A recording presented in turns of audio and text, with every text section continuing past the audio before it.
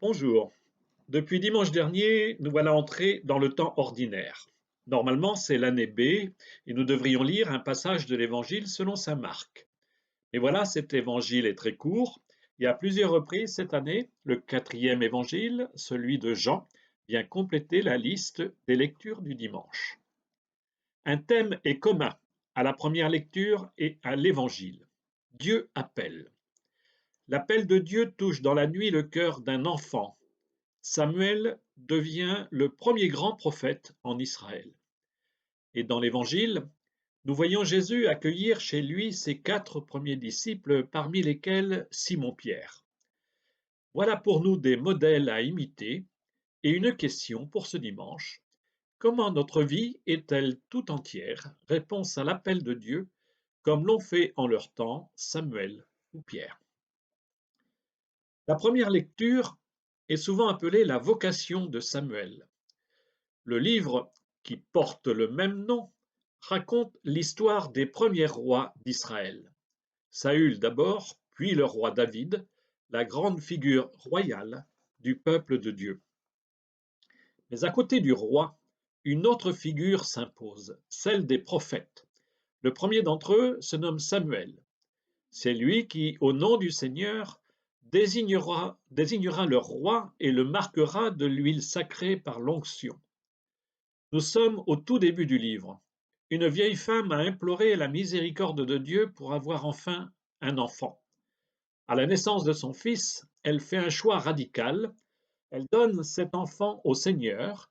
Il est mis au service d'un prêtre nommé Élie dans le temple de Silo, jusqu'au moment où, une nuit, et donc nous sommes dans le premier livre de Samuel, au chapitre 3, les versets 3 à 10 et le verset 19. En ces jours-là, le jeune Samuel était couché dans le temple du Seigneur à Silo, où se trouvait l'arche de Dieu. Le Seigneur appela Samuel, qui répondit: Me voici. Il courut vers le prêtre Élie et il dit: Tu m'as appelé? Me voici. Élie répondit: Je n'ai pas appelé, retourne te coucher. L'enfant alla se coucher. De nouveau le Seigneur appela Samuel, et Samuel se leva. Il alla auprès d'Élie et il dit: Tu m'as appelé, me voici. Élie répondit: Je n'ai pas appelé mon fils, retourne te coucher. Samuel ne connaissait pas encore le Seigneur, et la parole du Seigneur ne lui avait pas encore été révélée. De nouveau le Seigneur appela Samuel. Celui-ci se leva. Il alla auprès d'Élie et il dit: Tu m'as appelé, me voici. Alors Élie comprit que c'était le Seigneur qui appelait l'enfant, et il lui dit: Va te recoucher, et s'il t'appelle, tu diras: Parle Seigneur, ton serviteur écoute. Samuel alla se recoucher à sa place habituelle. Le Seigneur vint, il se tenait là, et il appela comme les autres fois: Samuel, Samuel. Et Samuel répondit: Parle, ton serviteur écoute. Samuel grandit, le Seigneur était avec lui, et il ne laissa aucune de ses paroles sans effet. Difficile pour l'enfant de comprendre d'où vient cet appel, cet élan intérieur qui le réveille dans la nuit. Et pour le prêtre Élie aussi, il faut du temps pour qu'il comprenne que Dieu appelle Samuel. Pour chacun de nous aussi, il est bien difficile de discerner l'appel de Dieu, de comprendre ce qu'il attend de nous, et donc quelle est notre vocation. Deux paroles dans ce récit prennent un sens important pour tout croyant. La première: Tu m'as appelé, me voici.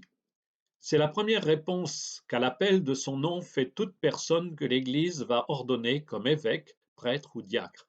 Seigneur, tu m'appelles, me voici. Elle dit la disponibilité qui va se manifester physiquement au moment de la prostration du corps sur le sol en signe de don total. Mais la parole Tu m'as appelé, me voici peut être prononcée par tout baptisé à tout moment de sa vie.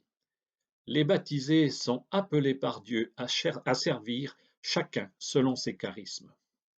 L'autre parole, c'est Parle, ton serviteur écoute. Ce n'est que dans la parole, dans l'écoute intime du Seigneur, que chacun peut discerner comment répondre à l'appel de Dieu. Dimanche prochain, ce sera le dimanche de la parole voulu par le pape François. préparons-nous cette semaine à entendre dans la nuit le Seigneur qui nous interpelle. La deuxième lecture, maintenant, s'écarte du thème central de ce dimanche, car nous lisons presque en continu quelques passages de la première lettre de saint Paul aux Corinthiens. Corinthe est une grande ville portuaire en Grèce. Vers 46 après Jésus-Christ, Paul y a fondé une petite communauté chrétienne lors de son premier voyage en Grèce. Il est resté 2 ans dans la ville. Reparti en mission, il leur écrit quelques années plus tard. Ici, c'est pour rappeler qu'on doit prendre soin de son corps, car c'est en notre corps qu'habite l'esprit. Et donc, nous lisons la première lettre aux Corinthiens, au milieu du chapitre 6, à partir du verset 13. Frères, le corps n'est pas pour la débauche, il est pour le Seigneur, et le Seigneur est pour le corps. Et Dieu, par sa puissance, a ressuscité le Seigneur et nous ressuscitera nous aussi. Ne le savez-vous pas? Vos corps sont les membres du Christ. Celui qui s'unit au Seigneur ne fait avec lui qu'un seul esprit. Fuyez la débauche. Tous les péchés que l'homme peut commettre sont extérieurs à son corps. Mais l'homme qui se livre à la débauche commet un péché contre son propre corps. Ne le savez-vous pas? Votre corps est un sanctuaire de l'Esprit Saint, lui qui est en vous et que vous avez reçu de Dieu. Vous ne vous appartenez plus à vous-même, car vous avez été acheté à grand prix. Rendez donc gloire à Dieu dans votre corps. Dans la liturgie des funérailles, le rituel utilisé par les laïcs leur fait dire au moment de l'encensement du corps du défunt, en signe de respect pour votre corps, qui fut le temple de l'Esprit Saint, voici cet encens qui monte devant Dieu avec notre prière. La liturgie ne dit pas autre chose à ce moment-là que ce que saint Paul rappelle dans cette lecture. Au jour des funérailles, nous honorons le corps du défunt appelé à ressusciter comme corps spirituel. Mais le message de Paul est pour dire aussi aux Corinthiens, ce corps appelé à renaître par la puissance recréatrice de Dieu, ne le galvaudez pas aujourd'hui sur terre. Et chacun ici peut s'interroger de 2 manières. D'abord, quel soin je prends de moi, de mon corps, de ma santé, comme je prends soin du corps des autres, surtout en ces temps de pandémie. Le pape François a eu des mots très forts pour nous inviter à nous faire vacciner le moment venu comme il l'a fait lui-même. N'est-ce pas une manière de vivre le grand commandement? Tu aimeras ton prochain comme toi-même. Mais aussi, comment je vis d'être membre du corps du Christ? Ce corps du Christ, c'est l'Église, la communauté chrétienne chez nous. Prendre soin de ce corps, c'est y prendre sa place, se mettre chacun au service des autres, chacun selon ses disponibilités ou ses charismes. Ici, les autres lectures et la lettre de Paul se rejoignent pour nous dire « Écoute le Seigneur qui te parle au plus intime de toi-même, puisque tu es la demeure de l'Esprit Saint depuis ton baptême. » Enfin, dans l'évangile de Jean, c'est le moment où le Baptiste invite ses disciples à rejoindre Jésus. Celui-ci les accueille dans sa maison, mais l'un d'eux n'est pas seulement disciple, il interpelle son frère. Et voilà Simon mis en présence de Jésus. Le long chemin de Pierre à la suite de Jésus commence ce jour-là d'une manière originale. Jésus change son nom sans lui dire pourquoi. Nous lisons donc cet évangile au chapitre 1 du verset 35 à 42. En ce temps-là, Jean le Baptiste se trouvait avec 2 de ses disciples. Posant son regard sur Jésus qui allait et venait, il dit « Voici l'agneau de Dieu ».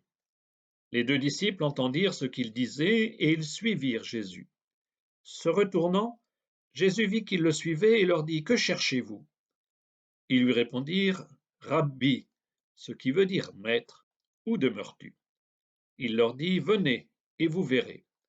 Ils allèrent donc, ils virent où il demeurait, et ils restèrent auprès de lui ce jour-là. C'était vers la 10e heure, environ 4 heures de l'après-midi. André, le frère de Simon-Pierre, était l'un des 2 disciples qui avaient entendu la parole de Jean et qui avaient suivi Jésus. Il trouve d'abord Simon, son propre frère, et lui dit Nous avons trouvé le Messie, ce qui veut dire Christ. André amena son frère à Jésus. Jésus posa son regard sur lui et dit, Tu es Simon, fils de Jean, tu t'appelleras Képhas, ce qui veut dire Pierre. Cette rencontre où tout commence, c'est comme un passage de relais. Jean-Baptiste s'efface et laisse toute la place à Jésus. Ne dira-t-il pas un peu plus loin dans cet évangile, Lui, il faut qu'il grandisse, et moi que je diminue. Il a préparé le chemin, et les disciples de Jean deviennent les disciples de Jésus. Jean désigne le Messie comme l'agneau de Dieu. Il faudra aller tout à la fin de l'Évangile pour comprendre cette parole. C'est à l'heure même où les prêtres sacrifient les agneaux dans le temple pour la fête de la Pâque que Jésus meurt sur la croix. Le sacrifice de l'agneau remplace les anciens sacrifices devenus inutiles. Devenir disciple de Jésus, c'est accueillir le don qu'il nous fait de lui-même, de sa vie. Sans doute, les premiers disciples n'ont-ils pas compris ce jour-là ce que leur disait Jean-Baptiste. Il leur faudra suivre le Maître jusqu'au bout de son chemin sur la terre pour saisir qui est cet homme, d'où il est venu et pourquoi il est vital d'habiter chez lui. André ne se contente pas seulement de reconnaître Jésus comme le Messie attendu. Il va trouver Simon, son frère, et il le conduit vers Jésus. Être disciple, ce n'est pas seulement chercher le Christ pour soi, c'est devenir témoin. Il arrive que des catéchumènes interpellent autour d'eux. À peine sont-ils disciples qu'ils témoignent de leur jeune foi fragile auprès d'autres chercheurs de Dieu. Et Pierre, a-t-il compris ce jour-là pourquoi Jésus a changé son nom juif pour lui donner un nom grec? Comme Pierre, suivre Jésus et devenir son disciple, cela transforme profondément la personne. Comme Pierre, suivre Jésus, ça bouscule la vie. Samuel en son temps, ou Pierre et Paul à sa manière, et tant d'autres disciples ont tout laissé pour servir. Vivre comme disciple de Jésus appelle aussi à être témoin et à servir.